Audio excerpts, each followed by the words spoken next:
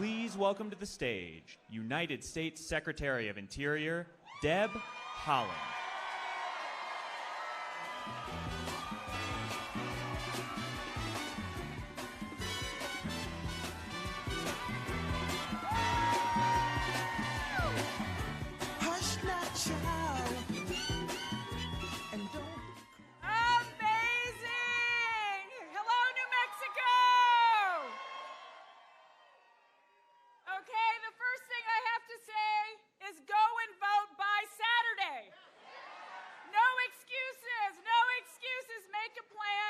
Sure you vote by Saturday. Get your friends to vote. Get the person that you see at the post office to vote. Get the person who delivers your pizza to vote. We all need to vote by Saturday, so make sure that that gets done. But hello, everyone. I am so happy to be here with all of you, and so happy to be here. And I'm so pleased to see our tribal leaders here. My governor, yes, my governor from Laguna Pueblo, Governor Martin Kawimi. Very happy that everyone's here. Look, we're 5 days out from the midterm election, and the stakes could not be higher. We have many crucial races that will go a long way in deciding the future of New Mexico. And I'm talking about the future, 10 years into the future. And it's never been more important that we elect Democrats up and down the ballot. Democrats who are committed to building a brighter future for our state and for our country. For the past 2 years, we have been blessed to have President Joe Biden leading the way.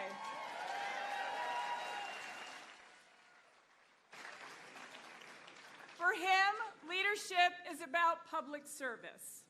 No matter the odds, no matter the distractions, he's laser focused on getting things done for working people and for people right here in New Mexico. Yes.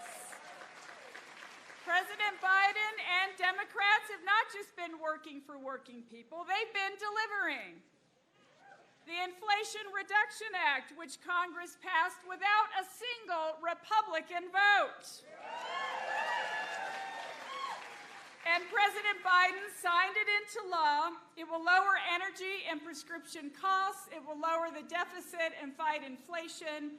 It makes the largest ever investment in fighting the climate crisis.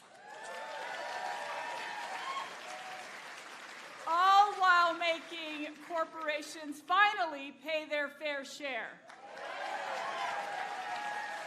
Well, no wonder Republicans didn't vote for it, right?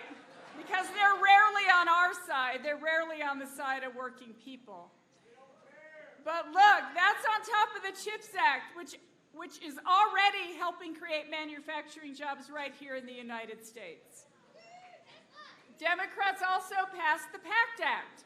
Will finally help to ensure our veterans exposed to burn pits and toxins have access to the health care they need and deserve. And I thank every single veteran here for their service. Thank you for your service to our country. All of this work builds on the American Rescue Plan, which has helped create millions of jobs and has restarted our economy. And the bipartisan infrastructure law, which is already helping to repair our country's roads and bridges. We took on Big Pharma to bring down drug prices. We took on the NRA, which has paralyzed action on gun safety in the past. We did all of this because President Biden and Democrats are fighting for all of us.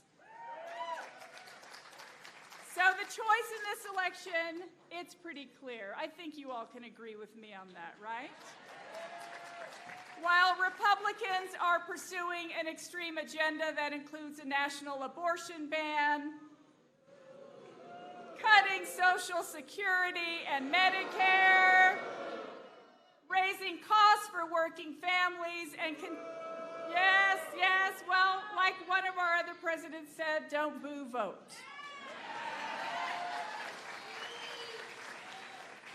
Raising costs for families and continued efforts to attack our sacred right as Americans, and that is our voice through the ballot box. And that's why this election is so important. It's about a choice. And New Mexicans will choose Democrats to lead our state alongside the president, but we've got to do the work to show voters who we are and how powerful their voices are. In this election, New Mexicans have a true champion of working families on the ballot, and that is our amazing Governor, Michelle Lujan Grisham.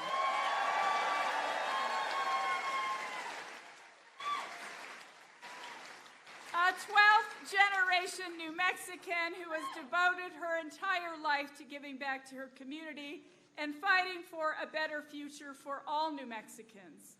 She kept us safe. She is a champion of protecting women's reproductive rights, of lowering costs for working families and tackling the climate crisis head on. And she has a track record of delivering results for New Mexico. Meanwhile, the Republicans, like Mark Ronchetti, who you heard an earful from our wonderful Senator Ben Ray Lujan, they're pushing the extreme GOP agenda that would take New Mexicans backwards. Are we going backwards?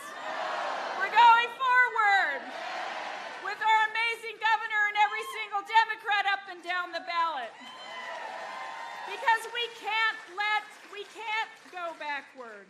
And I won't lie to you, winning this election is going to take a lot of hard work, but it's also hugely important work.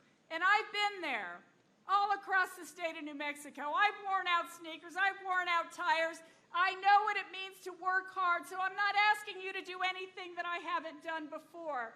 So I'm asking you, work hard, work hard. We have 5 days left to make sure that we get every single voter to the polls. Because you know what? The Republicans are catching up to us, and we can't let that happen. So, the work that you do in these final days will be the difference in deciding control of the governor's office and deciding control of the House. We have a chance to flip a seat right here in New Mexico.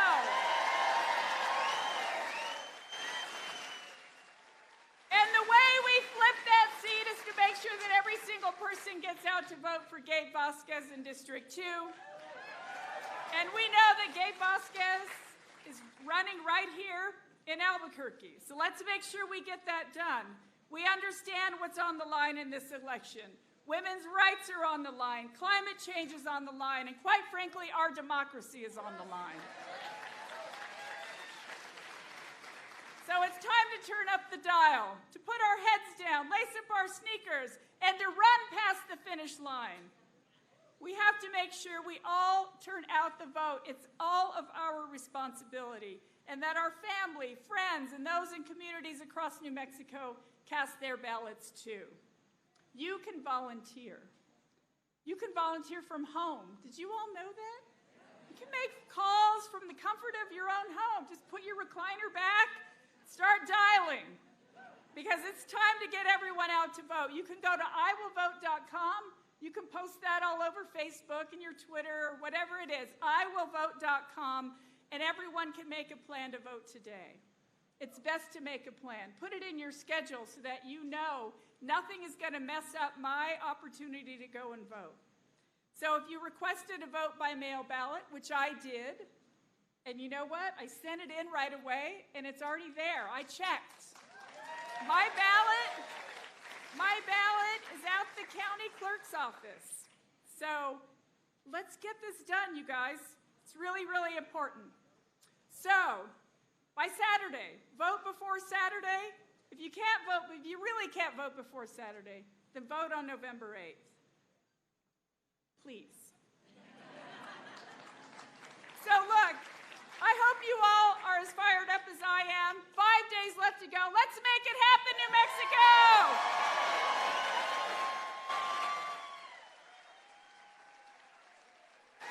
So one last thing. When the president comes out here, let's big, huge New Mexico welcome.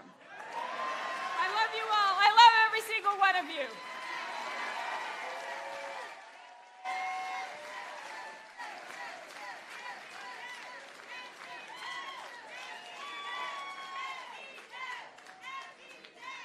Please welcome to the stage social worker Roslyn Gallegos.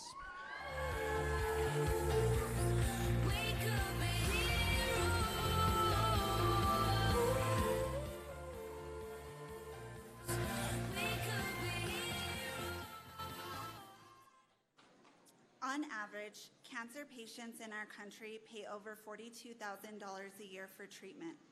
Depending on the type of cancer, that cost can exceed $1 million. 7 years ago, when I was diagnosed with a rare form of cancer, I was faced with this reality. Insurance refused to allow me access to life-saving treatment.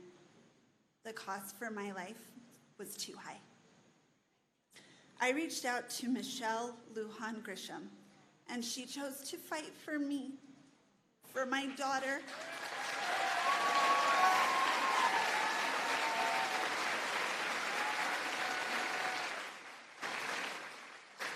and for my life. She went to battle with me and my family during treatment, remission, and as I rebuilt my future. I am only standing here today because Michelle Lujan Grisham decided that my life was priceless.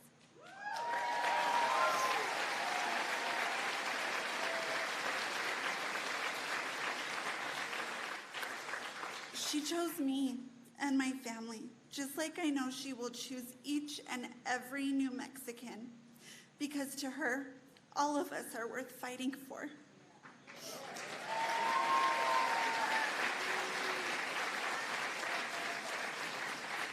She has proven that again and again throughout her term as governor. Her focus on uplifting each and every one of us is clear. She's delivered nearly universal child care, guaranteed tuition-free college for our babies, capped the cost of insulin, lowered health insurance premiums, added 32,000 jobs to our economy,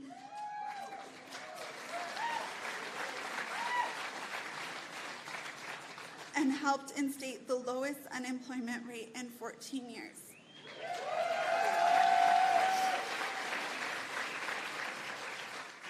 It is truly my honor to introduce my governor, Michelle Lujan Grisham.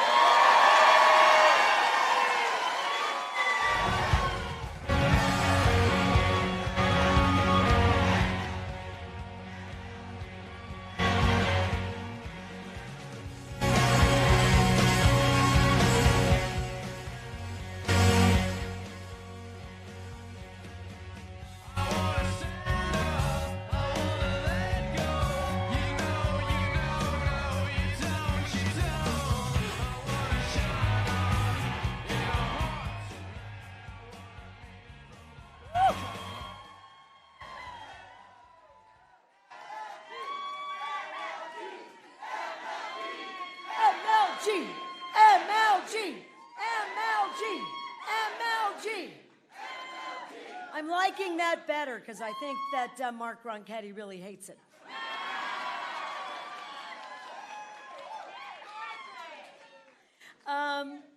Well, you're welcome. If Rosalind didn't make you cry, she is a powerful and courageous woman. She is. And she reminds me, as she said to you, of each and every one of you.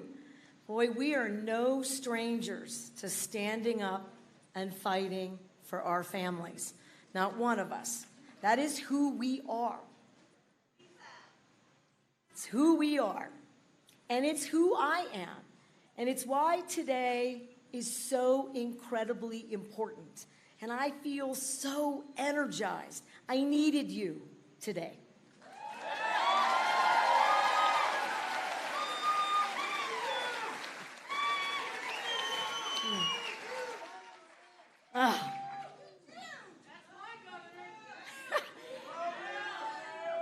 And New Mexico needs you. all right? Because showing up is the key. We have the voters. We have the will. We are what democracy looks like. It's us. It is.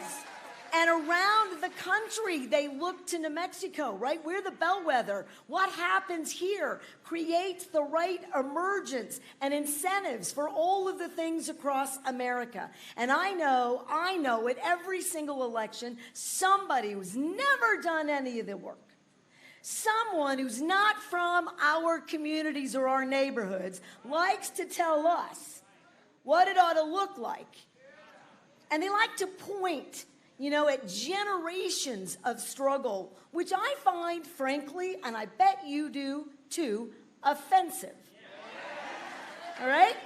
I'm offended by that. Because you know what? I never see, any of those numbers unless they're 1, 2, 3, and 4. And by the way, we're on those lists from the environment to the economy to the #1 place in America for cradle to career investments in our families. #1.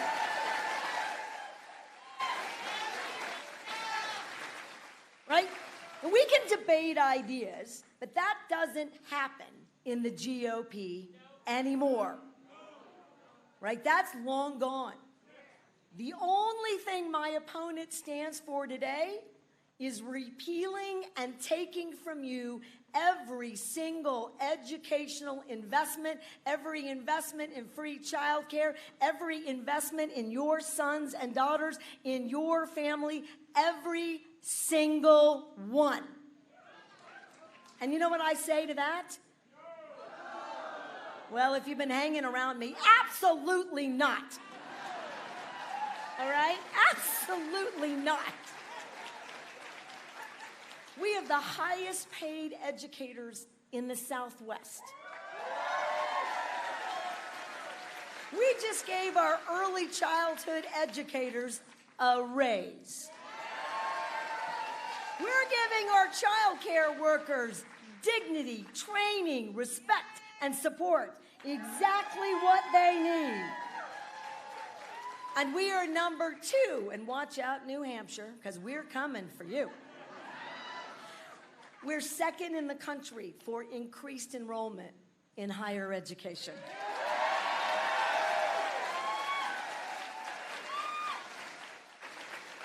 And in this world, and in this state, where it's still too hard out there, you don't hear any Democrats saying that we don't have more to do. You don't hear any leaders from the Democratic Party saying to you that it's all perfect out there, not once.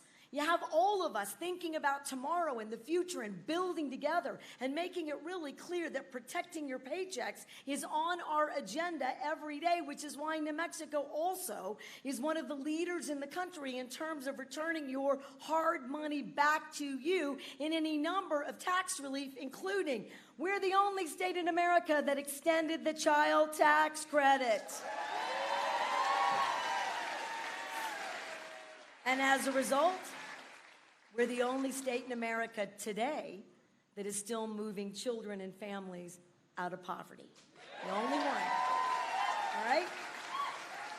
So we know that it works, but we're going to need more of it. We are. We need more of it. And that's why I'm running for re-election.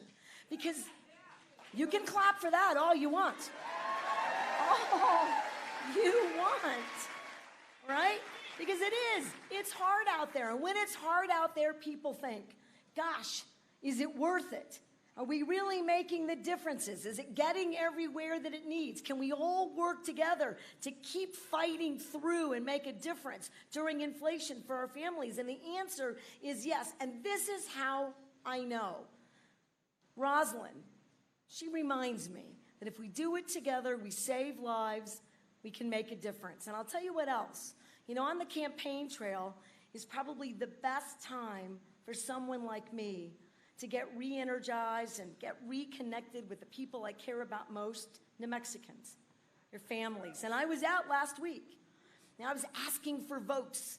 And I was also, drinking coffee. So I'm asking for votes. I'm buying coffee, and I walked in to a restaurant, and a woman began to visibly shake when I walked in, and that's not always a good sign.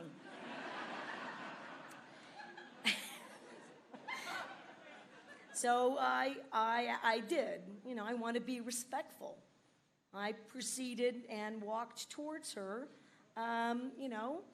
timidly. And I asked her if it was okay if I got close, and she said yes. Then she asked me if I would give her enough time for a moment. I said, of course. I asked her if she was all right. She started to cry. And she said, my name is Maggie. I'm a special education teacher. I used to make more as a lifeguard than a special education teacher here in New Mexico. And I have a family of my own, and every night I would go home and I would have a fight with myself. I can't pay the rent, can't buy enough food, can't pay for childcare, but I can't leave this profession because I got 30 kids. Frankly, she had 60. I have 60 kids who need me. And if I don't show up for them, they're not going to make it. And every single night I had to choose between my own family and the families that I dedicated my career to serve every single day until you were governor. And I don't have to make that choice anymore because now I make enough to be a special education teacher.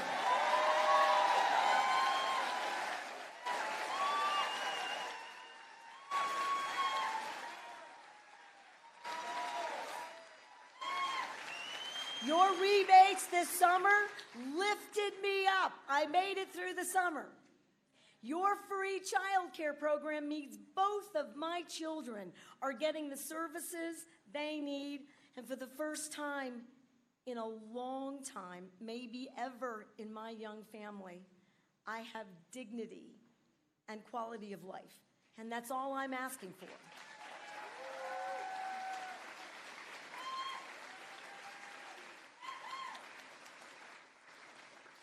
And isn't that who we are as Democrats? Isn't that why you're a Democrat? Well, it's certainly why I am.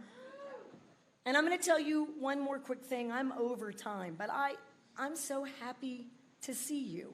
And these last 5 days, I'm going to work my heart out and take my bum knee and my hitch and my get-along all across the state.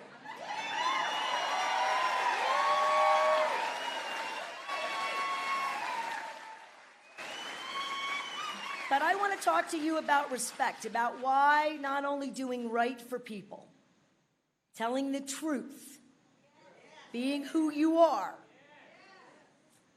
Backstage, the president went and got me a chair. I didn't ask for a chair, but I needed one nonetheless. All right? My opponent at both debates refused to sit with me because he doesn't respect and treat people in the way, and I don't think the GOP brand is that at all anymore. And so we are, right, tomorrow, tonight, the next day, and on November 8th, we're going to reject that attitude. We're going to solidly march together forward. We're going to send President Biden a new member of Congress.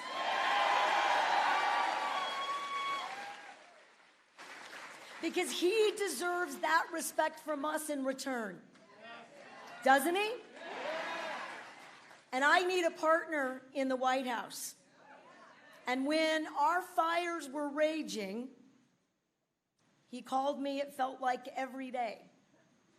He also came here and did what an effective leader does. He took responsibility.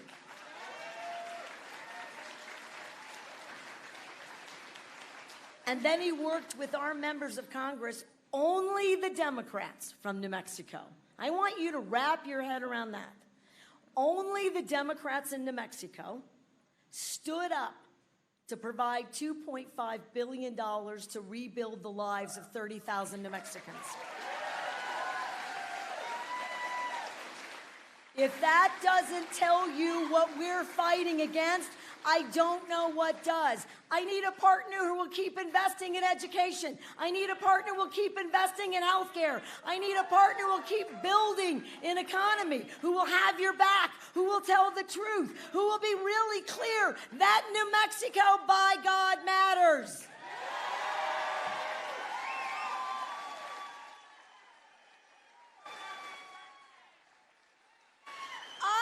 Take that Democratic leader, that partner, over some other guy that told the rest of the country that COVID was a hoax and to deal with it ourselves.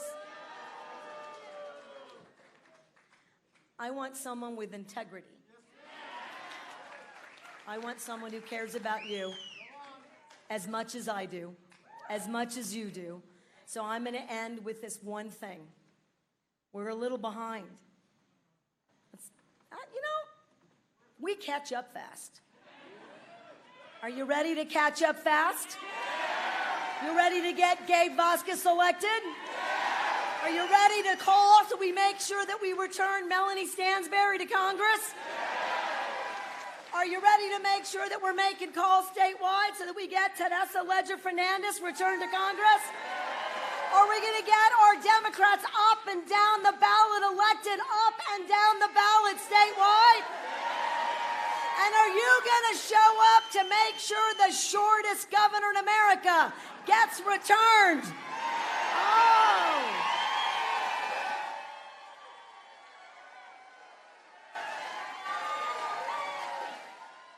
4 more years. 4 more years. Last time. 4 more years. God bless you. God bless you and your family.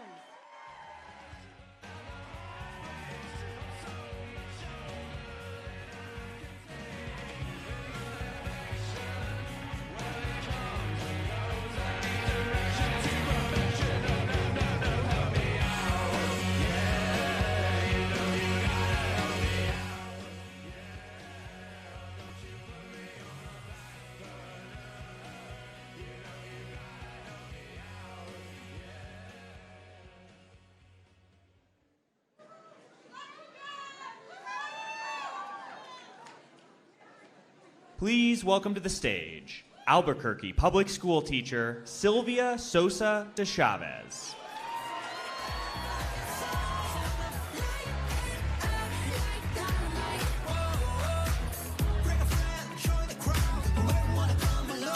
Hello, everyone. I, just a few minutes ago, saw the president.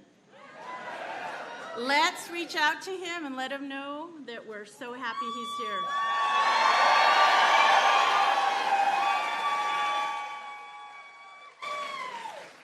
Bienvenidos a todos. I am so excited to be here with you today. My name, as they said, is Sylvia Sosa de Chavez, and I am a lifelong educator here working in Albuquerque Public Schools. Every day, I see students come into my classroom. They have big dreams, big goals, big ideas. But in those same students, I see their struggles. The one thing that remains clear through all of that is a simple truth. Their futures matter, and their avenues for success deserve to be paved and illuminated, just like any other young child in this country. After more than 25 years in the classroom, I know what it means to fight for our students' futures. And when it comes to fighting for our country's future, there is no one better than President Joe Biden.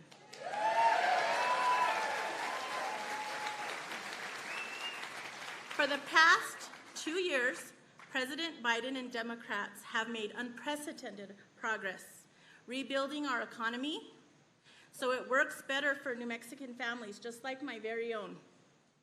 And they have delivered. President Biden is fighting to bring down costs. He passed the Inflation Reduction Act to lower the price of prescription drugs, health care, and utilities. He's created record job growth, brought both parties together to rebuild our infrastructure and fix our roads and our bridges. He's providing millions of Americans with much-needed targeted student debt relief and is helping keep guns out of our classrooms and our communities.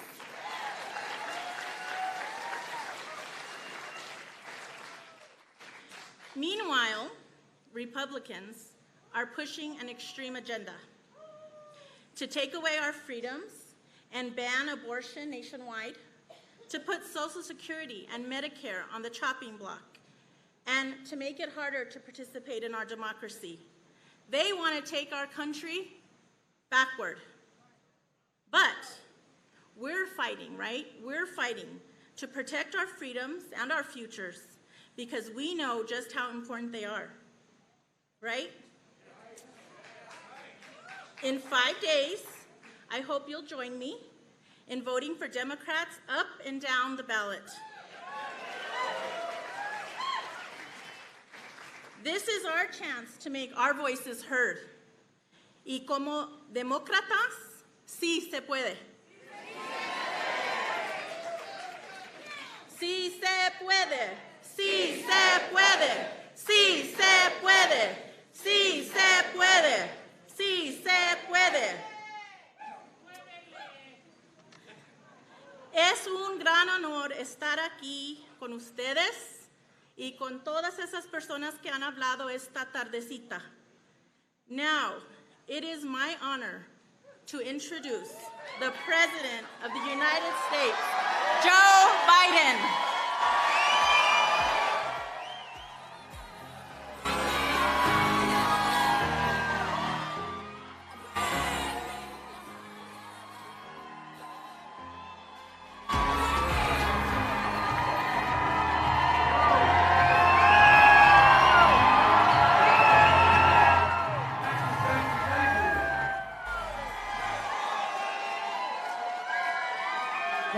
Thank you.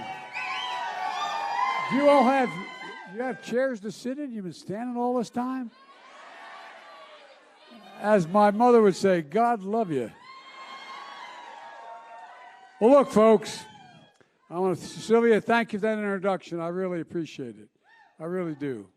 And by the way,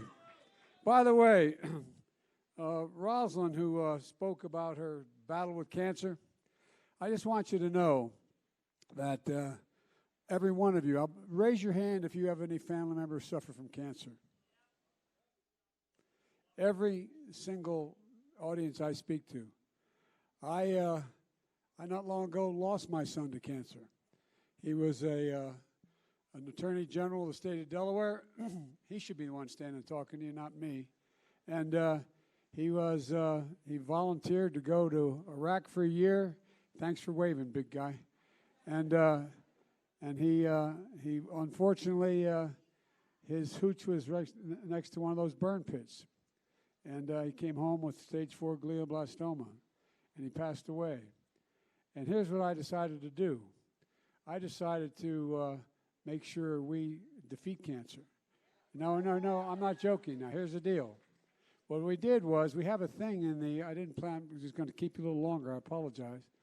But what happened was that there's a thing in the Defense Department that has a special agency that does nothing but deal with those things that are needed to keep us safe. Like, for example, everything they invented, they're the ones that came up with the internet. They're the ones that came up with a whole range of things that make us much safer. And I decided to set up the same thing at the Department of Health and Human Services that focuses on one thing, defeating cancer. And we provided an additional $5 billion grant to do that. And so we're going to defeat cancer. We really are. There's nothing beyond our capacity. One of the things that bothers me the most about sort of what's happened under the other guy's control is that we've sort of lost confidence in ourselves. There's nothing we cannot do when we set our mind to it, and we do it together. I mean, nothing.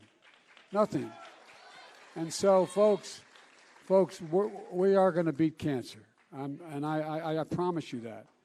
Look, the other thing is that, I tell you what, that governor, she's something else, isn't she? She talks about being the shortest governor. She's the tallest governor I know. She's the tallest governor I know. She's the real deal. I mean, she's really the real deal. Again, God love her, as my mom would say. Look, 12 generations at a minimum here in New Mexico. Well, that's only outdone by my Secretary of Interior. But, folks, no one's going to fight harder for this state. It's in her DNA, and it's great to be with some members of Congress. Ben Ray Lujan, the senator, he's a good friend of mine. Done great work. I don't know where Ben is. He's out there somewhere. And, that woman, what's her name? Stansberry? Yeah. She's pretty darn good, isn't she? She can really get it done. And now we have a great shot at electing Gabe Vasquez, your congressman in the 2nd District. And, between the two of them, I badly need their votes in Congress. I also want to recognize the Cabinet Secretary, Deb Haaland. She's the best. She's the best. She's doing an incredible job leading the Department of Interior. A family of 35 generations in New Mexico. First Native American to be serving the United States Cabinet. First one. And I want to thank all the tribal leaders here today. I look forward to them coming to the White House, the Tribal Nations Summit we're having in a few weeks. Look, folks, in New Mexico, we need to re-elect your governor, to state the obvious.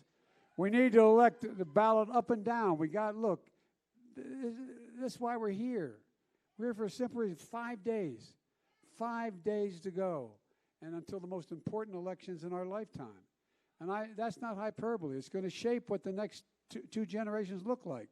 Not a joke, because so much is changing, so much. It's clear this is not a referendum. This is a choice between two vastly different visions of America. I've said from the beginning that my objective when I ran was to build an economy from the bottom up and the middle out. The economy that rewards work, not just wealth. An economy that works for everybody. So the poor have a ladder up, the middle class do well. And when that happens, the wealthy still do very well, man. They don't need our help.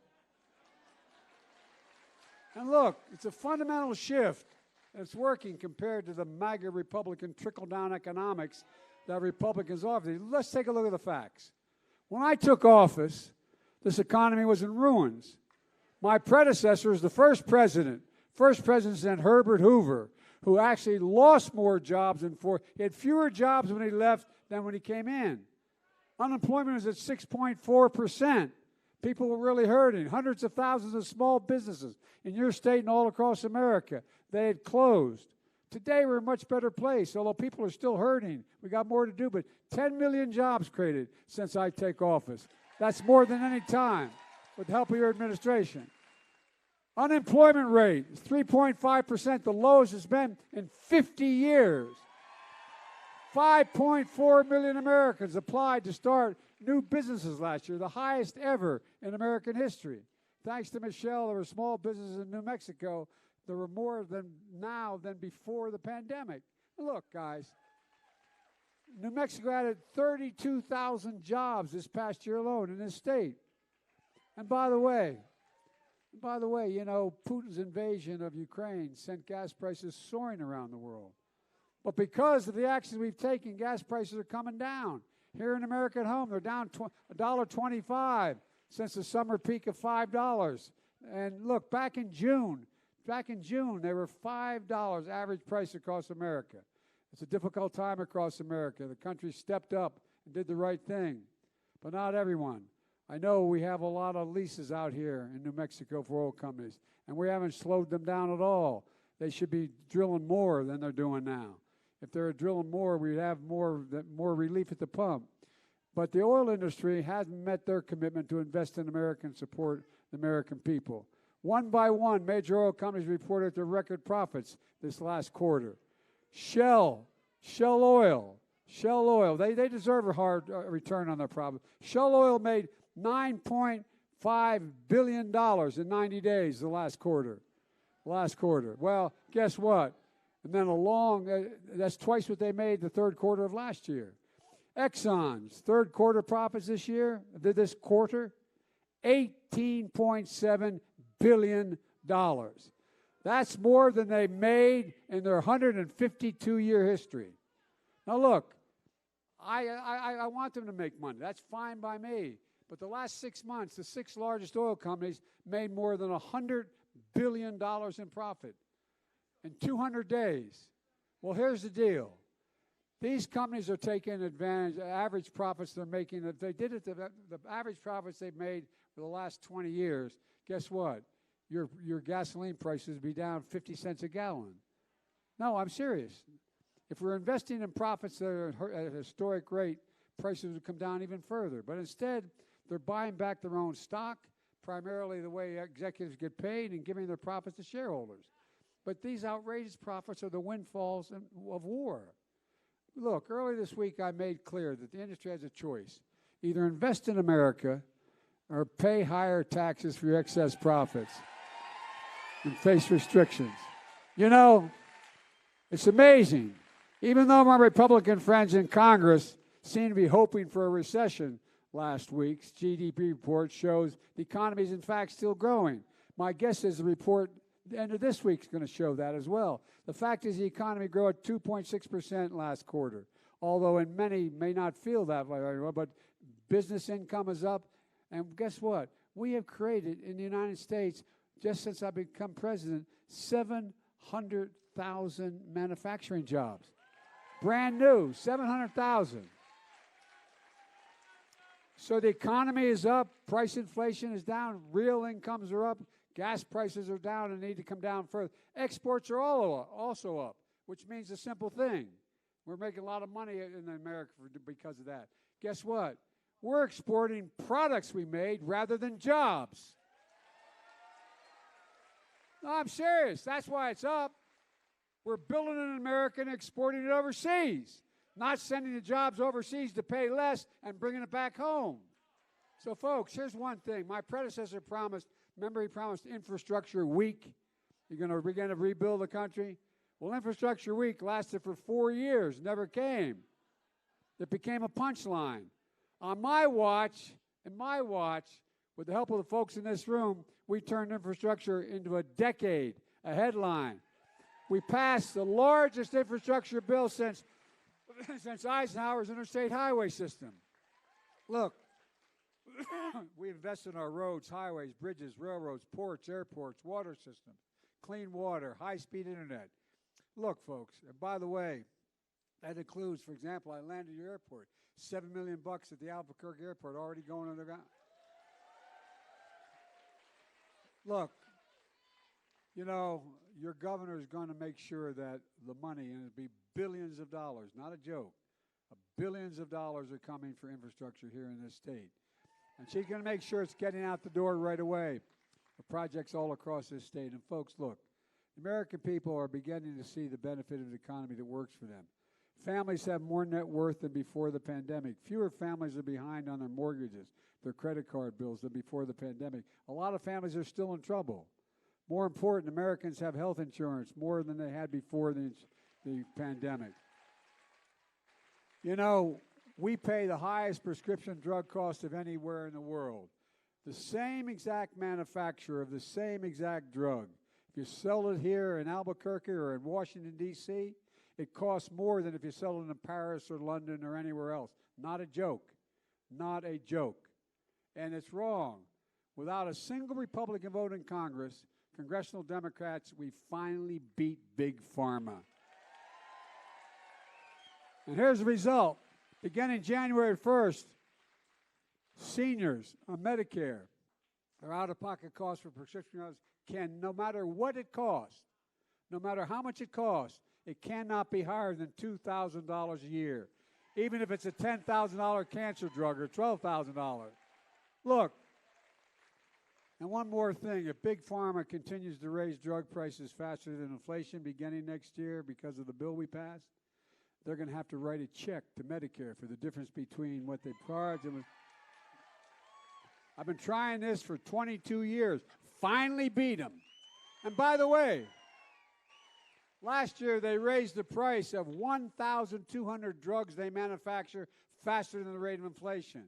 But guess what? It's stopping now, man. One more significant change. We're capping the cost of insulin. For those of you who know somebody who has diabetes and has to take insulin. Well, guess what? It only costs them $10 to make it. They're not going to be able to charge more than $35 for it instead of $400. That's the law. That's not a joke. I'm going to make sure that $35 limit is for everybody who needs it, it's not just seniors. And folks, on top of these actions, earlier this month, we lowered the cost of hearing aids. You know where we're saving people? You go into Walgreens or Walmart's, this is what it's going to save. It's going to save $3,000 for a pair. No, I'm not joking. $3,000 because you go straight and you get it at the counter.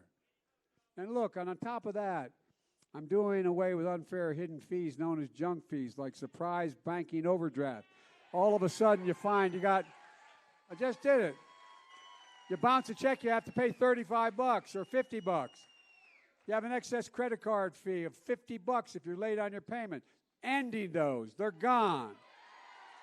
And by the way, those of you who are going to be, making trips to see your relatives back east or out west, further out west, you buy a plane ticket, and you find out after the fact your cost of your baggage, the cost of having your kids sit next to you, the cost of having to reschedule is out of this world. No more. No more. No hidden fees. They got to state what it is. Department of Transportation working rules that require airlines and travel sites to disclose all the fees up front. A little truth in spending, And look, Republicans want to pass a tax break for the wealthy. They're very upset, Guess what I did? I actually signed a law that said those 55 corporations that in 2020 and beyond made $40 billion and paid zero in taxes, my God, they now have to pay 15%. That's less than you make. You pay more than that. And they're whining. They're whining. We're passing tax credits, family, buy energy-efficient appliances, put solar panels on their home, do a whole range of things to weatherize, saving on average, experts say at least $500 for family. But guess what? These things we promised, it was to ease the burden on people. And one of the burden, how many of you have any student debt? Say goodbye. Say goodbye. I promised that we'd lower $10,000 minimum if you had a loan. And by the way, 90% of people are going to earn less than $75,000 to get this. That's where it's going. But here's the deal. Thanks to her in New Mexico, this is the first state in the nation to make it so every citizen of the state can go to college or trade school for tuition free. I took action on the federal level. We're giving up $20,000 relief for people with student debt, $10,000 for most folks, another $10,000 if you had a Pell Grant. Look, what have the Republicans done? They moaned about it. They challenged it in court. Republican governors are trying to stop it, and they're going to put a lot of people in a position, buy a home, start a business, and so much more when that debt's relieved. Folks, take a look at who's complaining. This I find fascinating. The people who are complaining, the MAGA Republicans who sit in Congress, had hundreds of thousands of dollars, even millions of dollars in pandemic relief forgiven. But they're now attacking middle-class Americans and student relief programs. Who the hell do they think they are? Look, and by the way, you have one member from South Florida. He had $1.2 million forgiven, $2.1 million forgiven. Marjorie Taylor Greene, she had $178,000 forgiven.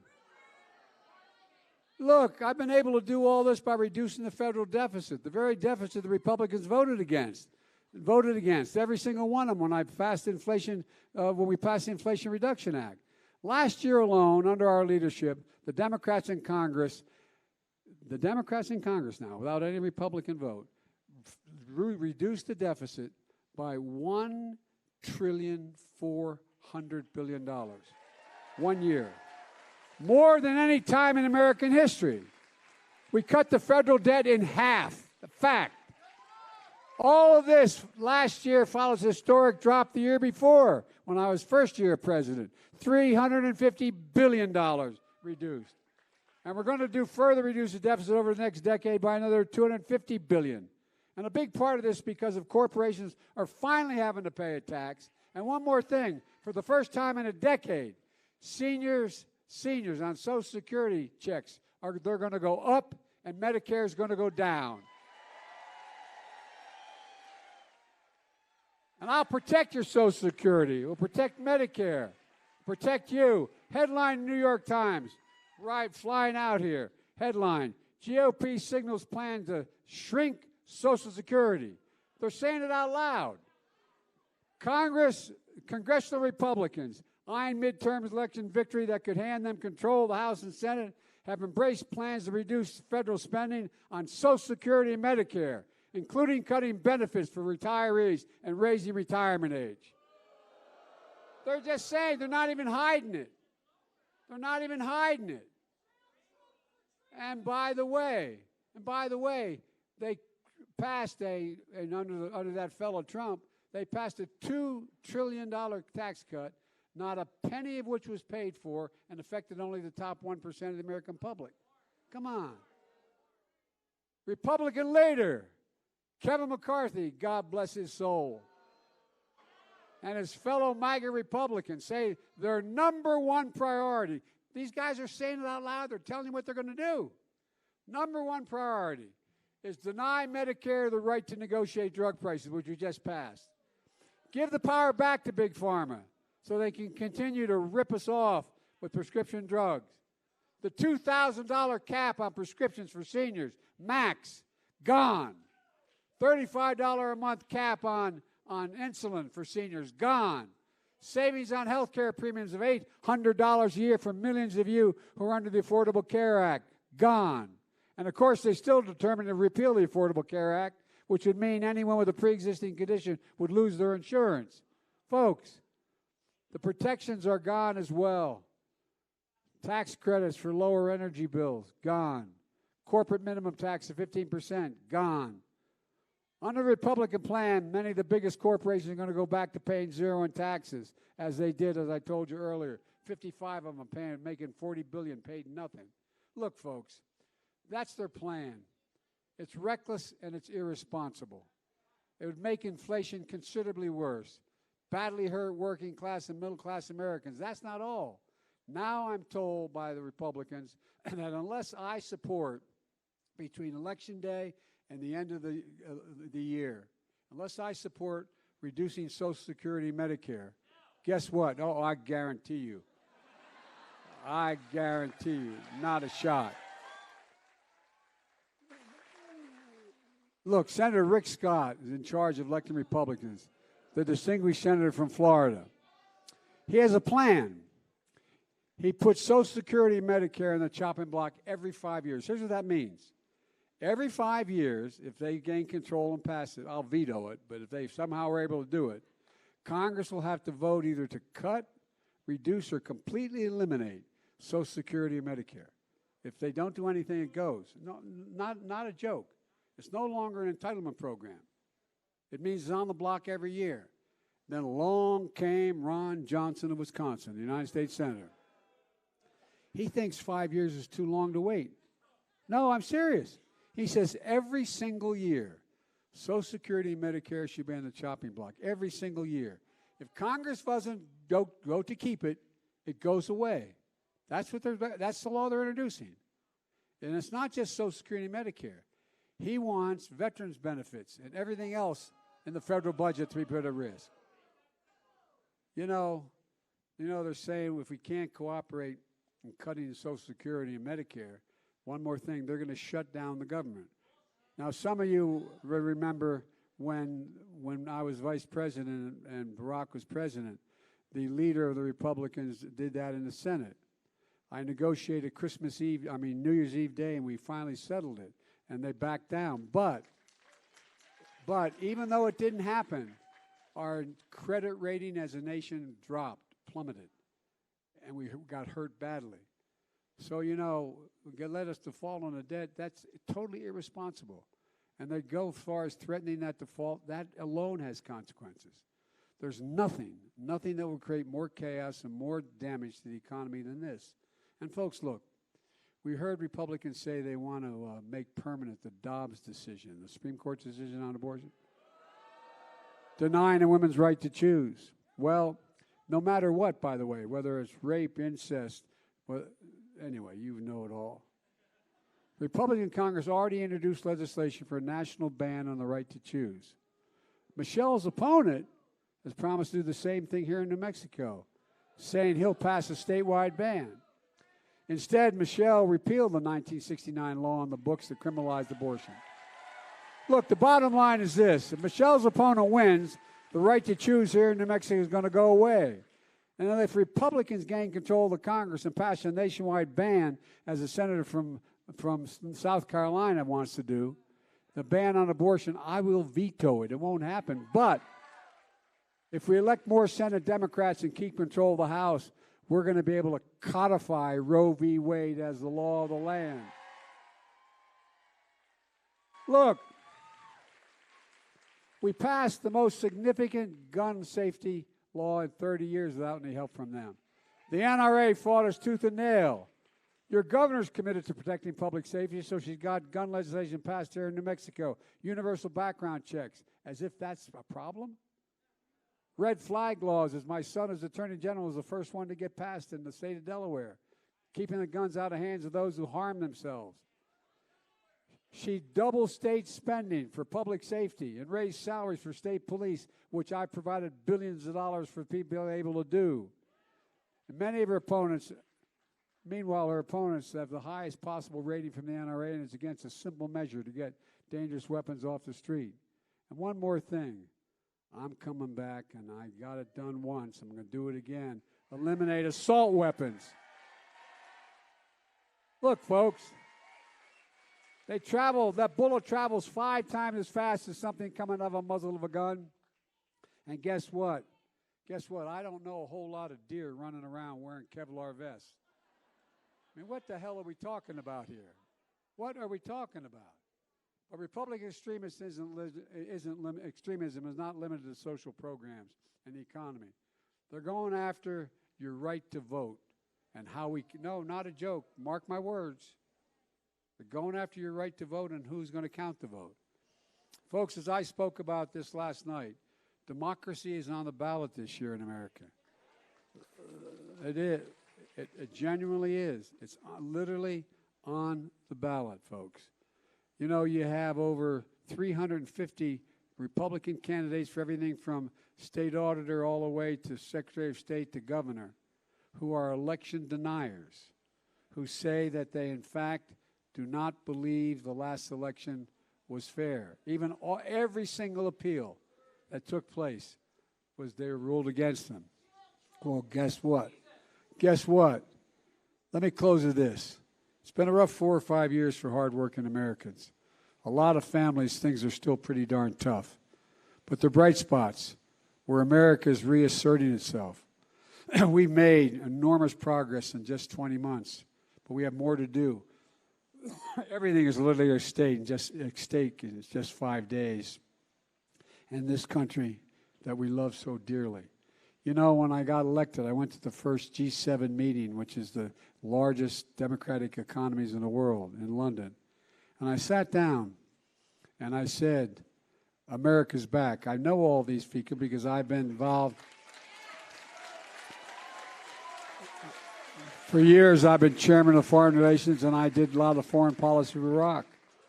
And one of them turned to me and said, for how long? Not a joke. Macron said, for how long? Then another head of state said to me, what would you say, Mr. President?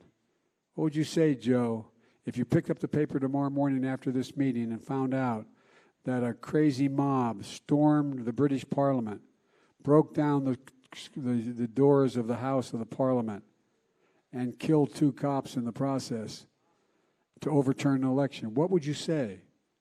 Imagine if we read that in the paper tomorrow, that happened in Germany or France or England. We'd really wonder about it. Well, we're scaring the living hell out of the rest of the world by the way things are acting.